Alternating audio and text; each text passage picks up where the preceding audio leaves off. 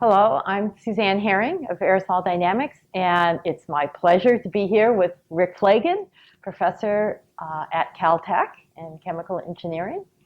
And Rick has had many seminal contributions to aerosol measurement methods. And we're hoping to hear some of the backstories about those today. And so, Rick, you want to just say a little bit, a synopsis of how you got interested and involved with aerosol research and how that has driven your career? I got involved in many different ways. Actually had a couple of introductions to aerosols before I even knew what they were. First one was when I was an undergrad. I worked one summer for an electric power company, Detroit Edison, Mm-hmm. and they needed some students. They hired some students to do stack emission testing. Oh my gosh. And so for that, the instrument we used was a cyclone sampler. It was about 8 inches diameter, about 16 or 18 inches tall. It weighed about 90 pounds. And you had to And we carry. had to haul it up a ladder, up the road, up the side of the smokestack, anywhere from 100 to several hundred feet up. And you lived to tell the tale. And I lived to tell a tale. All we were doing was sampling, but I did learn about isokinetic sampling and the challenges of making measurements in an extreme environment then. My gosh. Then later, I did my thesis work at MIT in combustion, and in my postdoc work, I also at MIT, I started a project looking at soot formation. So this was looking at soot inside turbulent flames. And I built a sampling system to extract the soot from the flame, which was a sort of sampling that we would never do today. I would never do today. It involved a sampling probe that was going into 2000 K gases. We were drawing the sample in and quenching the soot by spraying water into it and collecting it as a slurry. Oh my gosh. That, again, was not a very rigorous introduction to aerosols. My real introduction to aerosols came when I interviewed for a faculty position at Caltech. So tell us about that. I had done my work on looking at gaseous pollutants primarily at MIT. And when I interviewed at Caltech, Sheldon Friedlander started talking to me about the problems of the enrichment of the atmospheric aerosol with heavy metals. Yes. And this was a big problem at the time, and we got into very deep discussions about that. My one-day interview turned into 3 days. You had to change your plane flight back. I had to change my plane flight back, and we just really hit it off and started thinking about this question of what is the origin of this heavy metal. It was clearly coming from combustion, but how was it happening? Why was there so much there? And so when I later joined the faculty at Caltech, I did that absolutely absurd thing of changing my field and starting to work in aerosols at Sheldon's instigation. And the introduction for that was he suggested that I start out by writing a review paper on the fate of the mineral matter in coal during combustion. So my first paper on aerosols was a review of a subject that prior to that I knew nothing about. you're a quick study, as they say. It was a fun study. Working alongside Peter McMurray and Cliff Davidson, who were then graduate students, and you, of course, were there as a postdoc. That's right. Got involved in my first real aerosol measurements then when you were, I think, trying to find a way to make a low pressure impactor to go down to what we would today call nanoparticles. Yes. And you were having difficulty making it work. Well, I didn't have a design I was happy with. And so we sat down, we went through the design parameters.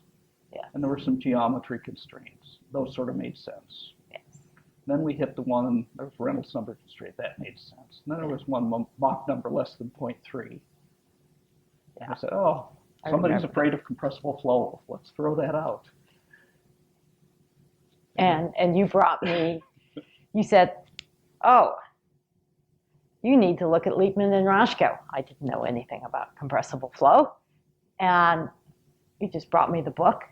And I loved it because it was all thermodynamics. There was no viscosity. I didn't know how to deal with viscosity.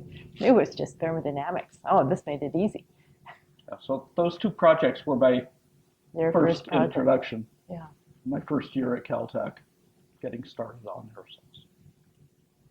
And you've gone on to do so much with mobility analyzers, with other inertial collectors, with particle counters, but perhaps one of the things you're most known for is your scanning mobility particle analysis, for which you were recognized this morning with a AS&T Best Paper Award. But tell us about how that started. It really started with using the predecessor instrument, the electrical aerosol analyzer, which we were using. I got involved with, first with Shel Friedlander and later with John Seinfeld on smog chamber experiments. And we were measuring the aerosol that was forming, the secondary aerosols. And the instrument that we were using was the electrical aerosol analyzer. Yes, I remember that. It was a tool that really changed aerosol science. I didn't realize that I was coming into a field where this was a brand new tool. We were using it to make the measurements, but my students were having great difficulty trying to unravel the data from it. Yeah. The data analysis from that instrument was very complicated. It was. And there were many challenges with it. There was about a decade and a half of working with that instrument when we were running into experiments where that tool was too slow. We had experiments where all the action was over in somewhere between 2 and 8 minutes. Yes. And it took about 8 minutes to make a measurement. One EAA measurement. One size distribution measurement. Mm-hmm. And we just couldn't make the measurements fast enough. One thing, shortly before Thanksgiving one year, George Reichel from Vienna called me. And he said he's coming over to Southern California to do this air quality study. Yes. And they've got a couple of weeks of measurements. And he's bringing a whole bunch of his very fine particle DMAs. The first DMAs to go down to about 3.5 nanometers. Yes. That he was using to make measurements, but it was taking a long time to make measurements with those. We had a couple of DMAs we used for calibration purposes. Then we had this other instrument that we were using that I was getting very tired of. George asked, we've got this 2 weeks of measurements, then there's a week off for Thanksgiving. And then we've got another couple of weeks of measurements. So I've got this dead week right in the middle. Is there any way we could collaborate, do something together during that week? I said, I'll have to talk to my students. There's a holiday in there. They'll have to agree to spend part of their holiday working. Yeah. And so I talked to my students and they agreed. I called him back and told him, bring his instruments and be sure you've got the source code because we're going to do something you've never done before. And what we did was we took 6 DMAs and we ran them in parallel, each set of different size. Yes. And we watched the wave of particles pass through size space. Today, at this meeting, yes, in fact, we saw that. We saw a talk that was using what was labeled a DMA battery to capture the so-called nucleation banana, to look at the whole size distribution sweeping through size space. So we did that back in 1989. Yeah. And we saw some really fascinating dynamics, including late in the process, after lots of particles had been formed, we would see oscillations in the very fine particles that were sort of chaotic nucleation bursts. Was this off your smog chamber? This was on the smog chamber, Yes. the chamber that Peter McMurray had first used, 60 cubic meter Pillow. Teflon balloon reactor. Looked like a big pillow. Yes. Up on the roof of Keck. Yes. So we were doing the experiments on that. We saw dynamics, these chaotic oscillations that took place in 3 or 4 minutes. We could never see that with the other tools. Yeah. Had a student, Jennifer Stern, who was trying to improve the analysis of the EAA data so that we could better capture the aerosol. She was going through torture trying to do the inversion. It was complicated by the multiple charging that was counted twice because it's an electrometer detector in the EAA. So it really made it complicated. It was really complicated. So with that as background, I taught a lab course.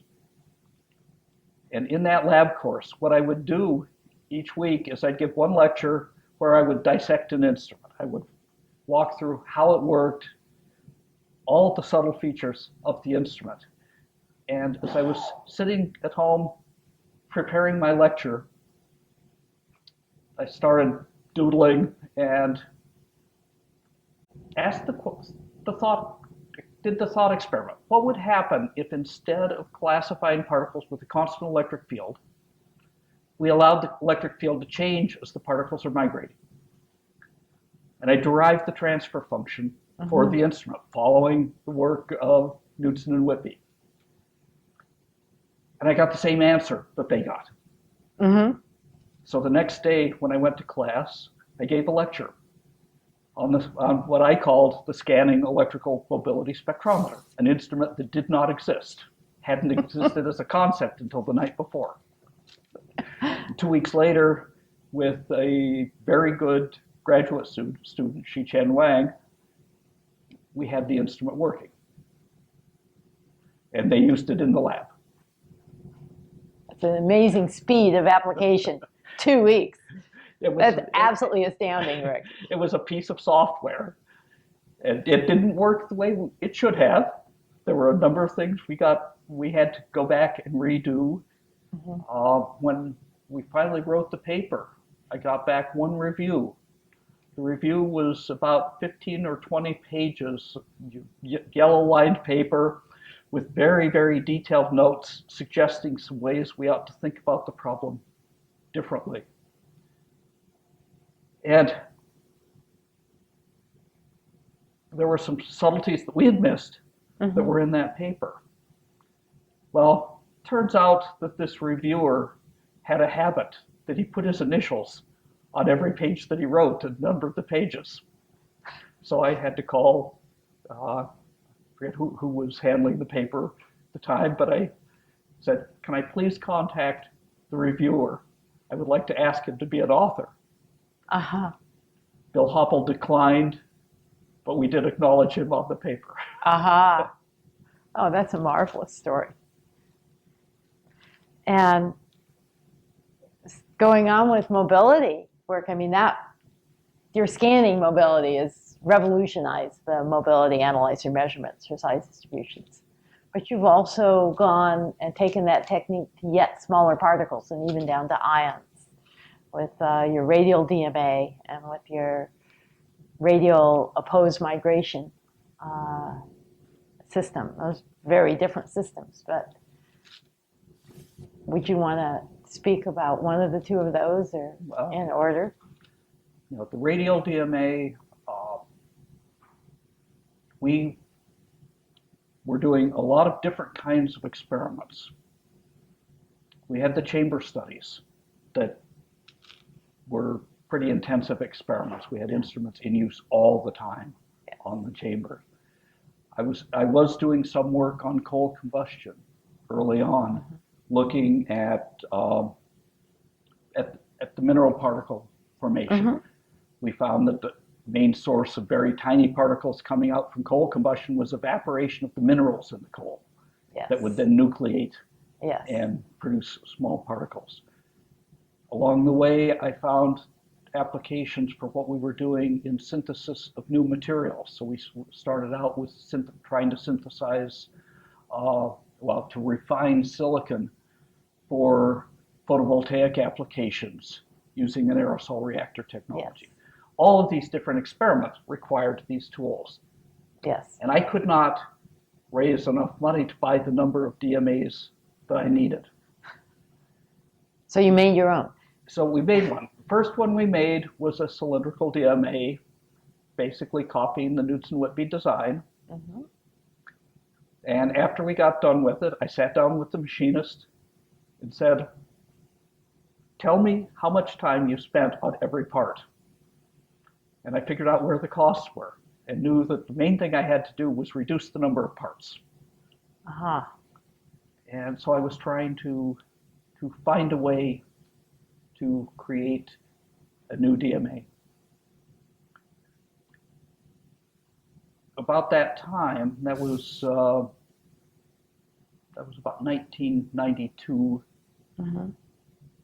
at the AAAR conference, Michel Pourpre gave a paper about a system that they were using to prepare samples for calibrating instruments that would look at particles on wafers.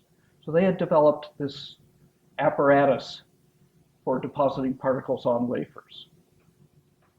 While I was sitting listening to his talk, as soon as I saw the geometry, I started sketching and left the meeting with the design, and it went into the shop very quickly after that to build a radial design of DMA in which the aerosol flow was radially inward, Mm-hmm.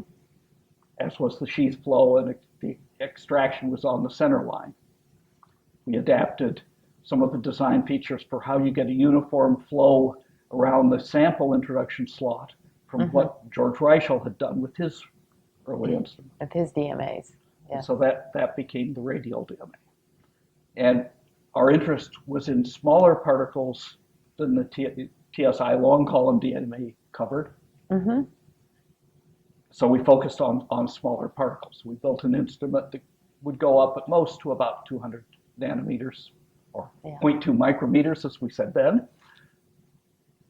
And took us down to about 5, although I did have one of the students working on silicon nanoparticles who pushed it down to about 2 nanometers, but using electrometer detection. Yes. And now you go down to ion sizes. Now, I had a graduate student, Nick Brunelli, who was actually not a student working for me, he was working for a colleague, but he had a little microplasma reactor that he was using to synthesize nanoparticles. And he was spending a huge amount of time on the electron microscope. And he came to me, is there a better way? I said, well, we don't have an instrument that can measure the particles you're making. They're too small. But if you want, I'll work with you to design one. And so Nick took the challenge on. He did computational fluid dynamics simulations to design the instrument. And then he was a farm boy from Ohio. He was accustomed to taking on all tasks. He went into the machine shop, got on the lathe, and built the instrument. Built it. And so he built an instrument that with a few refinements, took us down to 1 nanometer. Though there were a lot of problems in detection and calibration at that size. One thing that I've always admired about your designs for these nanometer DMAs is that unlike the traditional cylindrical design, you've got the aerosol and inlet and outlet both on the ground plane. Not on the DMA. Not on the DMA. On the DMA, you're forcing the particles to pass from one electrode to the other. So they either come in on the ground side and go out on the high voltage side, or the opposite. Yes. But you got to, okay, so. We did find a way around that with a different instrument. Yes. And so this was quite a bit later. There was the International Aerosol Conference in Taiwan. I don't remember which year that was. 2002. 2002. At that point, I was doing some work with pollen, with huge particles. And I had the thought that it would be extremely valuable to have something that could serve the role that the DMA had first served as a calibration tool to give mono-sized particles in the larger size domain. And had been thinking a lot about ways to do that. On the flight I connected through San Francisco. On the flight from San Francisco to Taiwan, I was sitting next to you. I remember this. And I started doing the thought experiment again to see what would happen if we did this idea of making porous electrodes and having a flow one way and a field the other, which when balanced would allow the particles you want to go straight through.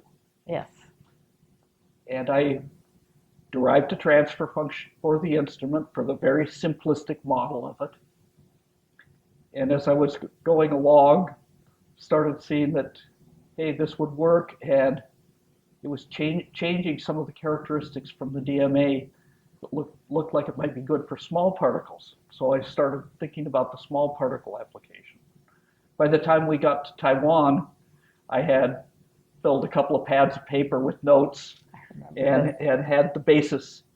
So had we been talking about DMAs? I don't remember what we. What were we talking about? Because we were talking there on the plane. Yes. And then you said, "Oh, I have an idea," and then you just started writing furiously. I don't remember what we were discussing. And you didn't tell me exactly what you were doing. No, I did not. Of course, there have been many, many cases where I've done something like that and come back to, no, it won't work. Yes. So you didn't want to disclose something that might look foolish down the road. I was having fun. And I thought I might be onto something. Yes. So, but a point that you had started to make, that instrument, the aerosol fills the whole space between the two electrodes. We don't necessarily have to have it fill the whole space as it comes in. So we could bring the aerosol in near the ground electrode and extract it at the ground electrode. And so that eliminates that adverse electric field that is responsible for a lot of losses in any DMA. Yes. And you've made this opposed migration instrument in a radial design as well. The first few prototypes were rectangular. Yes. And they did not work for a variety of, including machinist oil in some plastics that we used that made it slightly conductive. But when we set out to build an instrument, trying to go to the very small particles, I wanted a higher resolution than we were typically using with the DMA. We set a pretty modest goal, but I had a graduate student, Wilton Mui, who I put on that, and the radial design just seemed like a natural one. It eliminates any sidewalls that will distort the flow field. Yes. And so for trying to get high resolution, that just seemed like a good thing. Yes. So we went with the radial design for that. Yes. And it worked. And it worked. And it works at near the theoretical performance. So you have your work in aerosol science has spanned a wide range. I mean, you've just mentioned pollens, which are huge, to nanoparticles. You've worked on nanoparticle synthesis, on air pollution problems related to coal combustion and other pollution issues. And so you span the whole size range. You've done many, many things in your years at Caltech.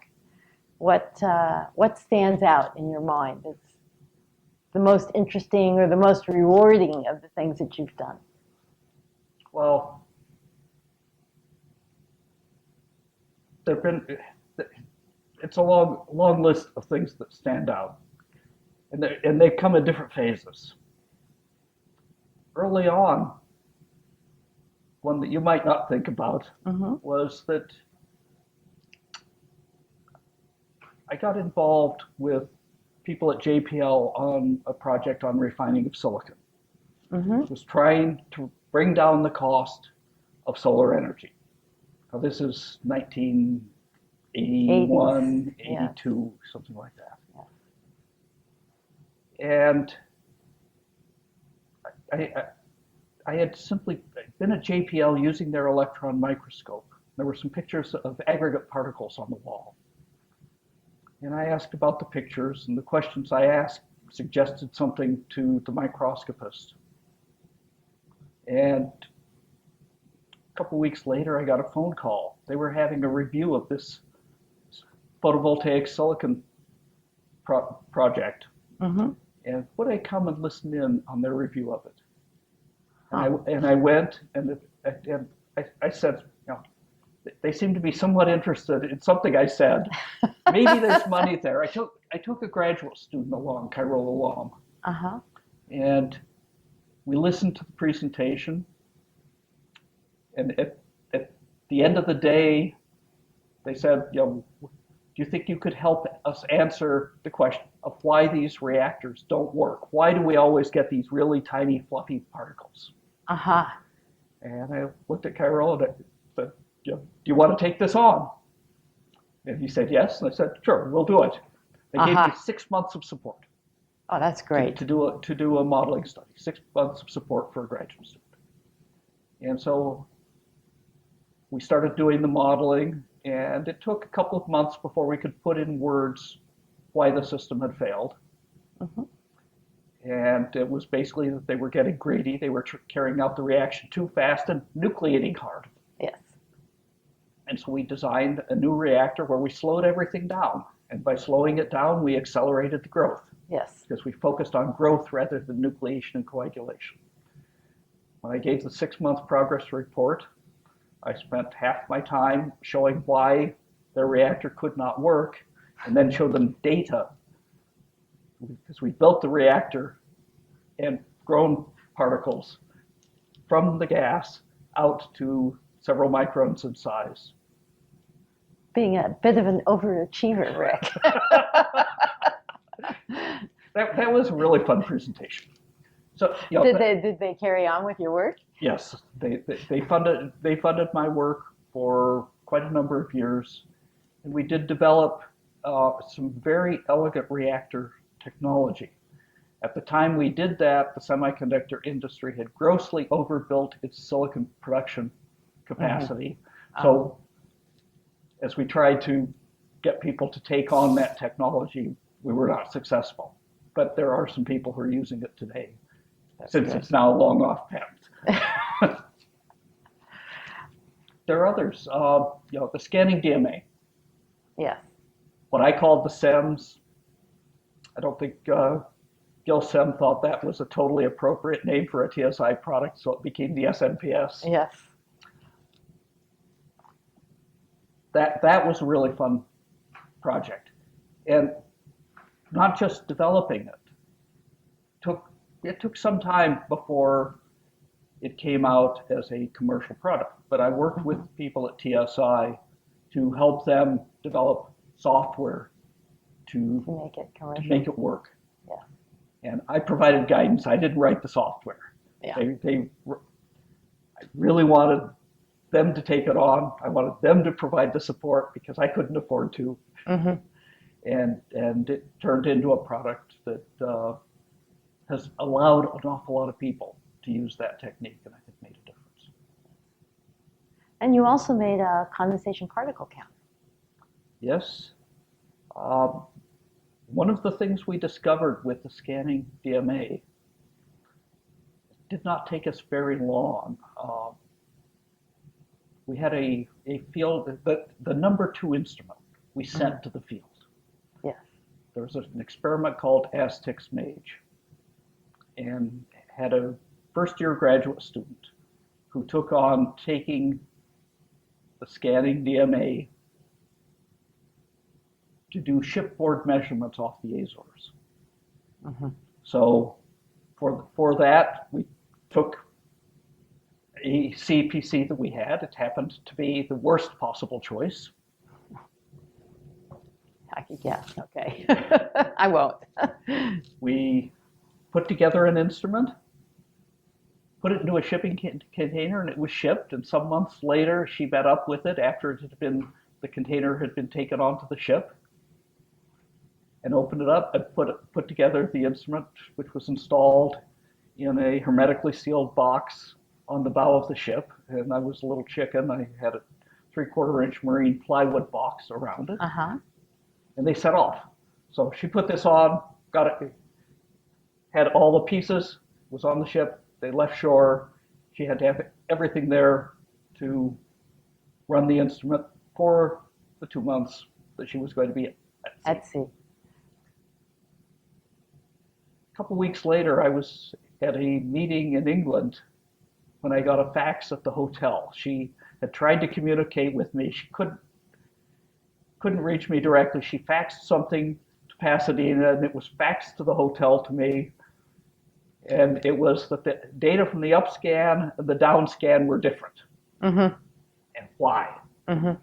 And so, together with faxes taking a day to get back and forth to each other, we worked through this and realized that it was the detector response. Yes. That was the problem, that the CPC was too slow to Yes. follow the scan. For that experiment, we slowed everything down. We had to I had to have someone in Pasadena rewrite the code, fax a listing of the code. She had to retype it in, get it going. She had the instrument running over 80% of the time for this entire cruise, in spite of all of this. But we'd learned that the CPC response, the laminar flow CPCs that were available at the time, had a very slow response. If you put in a step pulse, you get an exponential decay in counts that would extend over a few seconds. Yeah. And that was smearing out the Yes. signals. So we were trying to find a way to speed up the CPCs.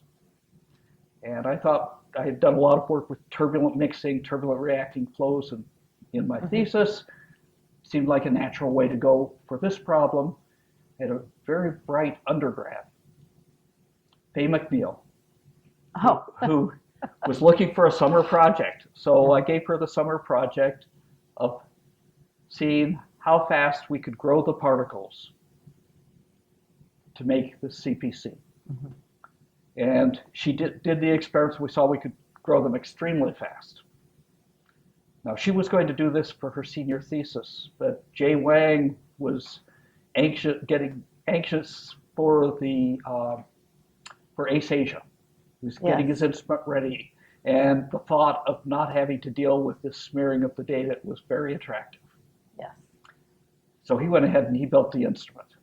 So Faye took on a different project for her senior thesis, but she was a co-author on the paper. But when we built it, we did it very, very simply. I knew that one way to induce intense turbulent mixing was just to use impinging jets. Yes. 2 jets impinging on each other. So we would bring 2 jets of cold aerosol flow into a small volume and mix with it a small flow of hot saturated vapor. Yeah. And that would produce intense mixing, small growth tube, a TSI optics head on the end, and we had a CPC. The mixer was a Swagelok cross. Yes. We are still using that today. It's that design, or something very close to it, is with a Swagelok. It's actually a T this time instead of a cross, is in use right now in an apparatus that's at CERN as we speak. As you speak. So many, many things that you've done. You've done a lot of service for AAAR.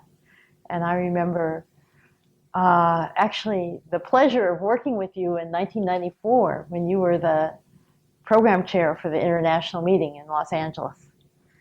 And we spent a lot of time We did spend a lot of time. back and forth on the program. We spent a lot of time on a lot of issues. 94 was a particular challenge Yes. because in January of 94, we had had the Northridge earthquake that had damaged some major facilities at UCLA, which was the venue for the conference. Yes. And so we had to restructure a lot of how we were going to lay things out, which meant we couldn't have the same numbers of sessions or the same space for posters that we'd originally planned. So there were Yes. a lot of dimensions to that problem, but there were also 751 abstracts that we had to place in sessions to try to organize in a structure that would do things like minimizing conflicts as we had many simultaneous sessions. Yes. I mean, and to put that in perspective, up until that time, I think the 92, 93 conferences were 400, maybe 450. So with your work as a program chair, it jumps to 750 papers.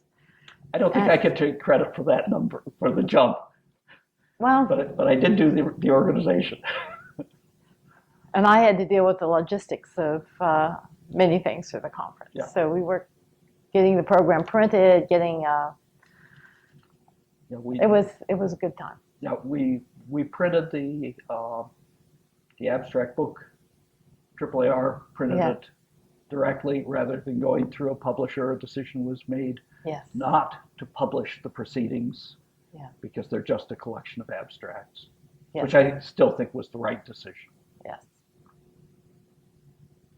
Well, is there anything you would like to say at this point? Rewards of aerosol science, you're still at it. I'm still at it. I'm still having fun with it. I think there are many challenges we still face. The field has been a very exciting one. I had just the right background to come into it very smoothly. The way I'd been thinking about turbulent flows fit perfectly with thinking about coagulation. It's actually very similar kinds of modeling I was doing. But it's the people in this community that are really special. That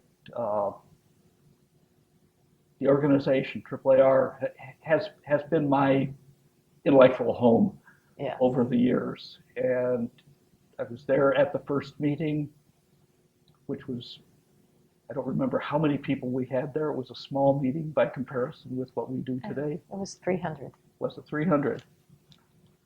Bigger, bigger than I remembered. But it was a very good meeting, had a lot of ideas flowing around. The creation of the journal, the good fortune that the founders of the society had to incorporate the journal before the society, I think before the society was even incorporated. But at least they incorporated it separately. So, but they certainly did it before going out to talk to publishers. That's right. They actually had two corporations. It was a bit complicated. They had a corporation for the journal and they had a corporation for the society. Yeah. And then that was all straightened out under John Seinfeld's watch. I don't know. But that was a... But it was significant because what John got from that was that the copyright remained with AAAR. So AAAR owns the journal. That's correct. And that has been crucial. The original publisher that we contracted with was Elsevier. They were escalating the journal subscription price, the institutional subscription price, at a rate of 3 to 5 times the inflation rate throughout the time that they held that contract. That escalation was driving the number of subscriptions down.